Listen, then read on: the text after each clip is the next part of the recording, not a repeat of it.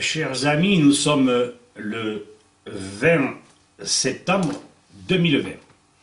Nous allons tâcher, une fois de plus, par des exemples historiques, par des exemples de chaque jour, en faisant quelques retours en arrière, que on ne peut pas se défendre contre les épidémies par n'importe quel moyen.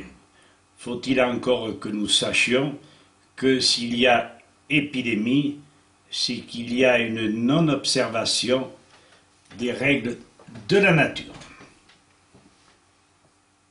Christian Prudhomme et le Tour de France. Et nous ajoutons défenses immunitaires élevées, contagion largement muselée, chimie employée, pandémie élevée.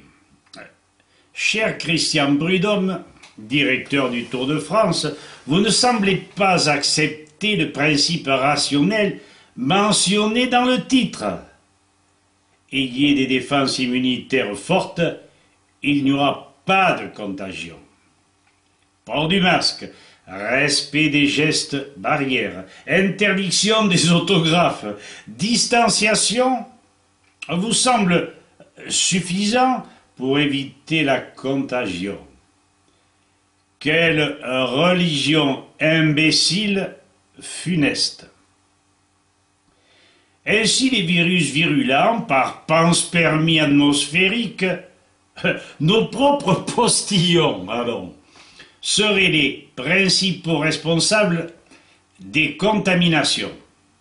Pourtant, lorsqu'on se penche sur le problème, notamment lors d'épidémies de rougeole, très souvent, seuls les bambins qui avaient une alimentation différente de l'adulte, évidemment polluée, tels le lait et les bouillies de céréales, seuls ces enfants étaient atteints.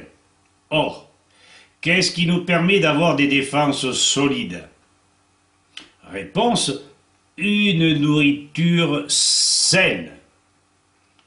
Ce n'est sûrement pas le soi-disant virus buccal, expectoré, qui puisse infecter les autres, mais bien les aliments toxiques, soit qu'ils soient souillés par maladie cryptogamique, champignons, soit appauvris, dégénérés par la chimie.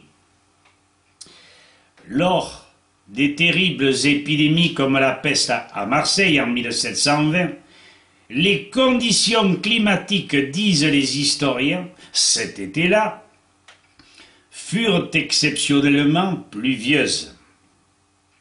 D'où l'apparition de maladies à champignons sur les céréales, diminuant notamment nos défenses immunitaires. Était-ce l'arrivée d'un bateau de Syrie, soi-disant contaminé, qui pouvait être la cause de milliers de morts dans toute la province?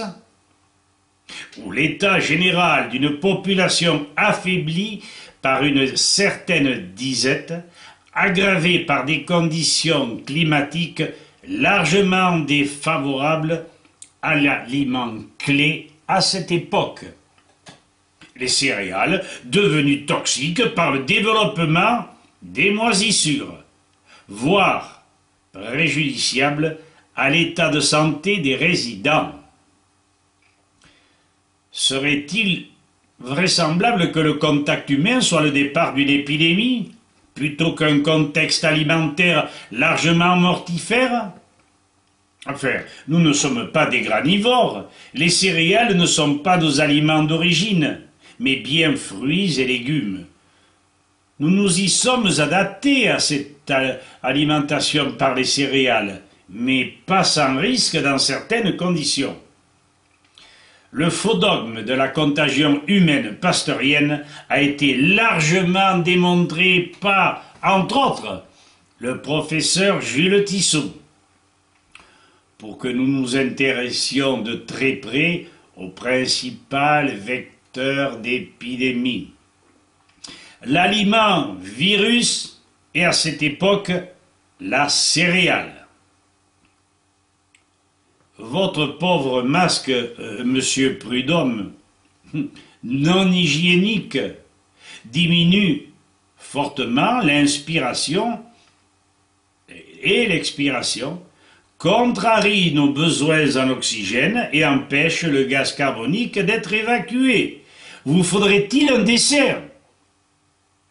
Le masque n'est qu'un prétexte destiné à apeurer les irréfléchis, afin que nous consentions à être enfermés dans le cercle vicieux de l'esclavage et de l'empoisonnement d'une bonne partie de nos populations. Continuons à accepter plutôt que regimber, et nous serons loin d'être à l'abri d'un sacré mal-vivre, et je suis au-dessous de la réalité. Alors, monsieur Prudhomme et tous ces suiveurs du Tour de France, à bon entendeur, salut!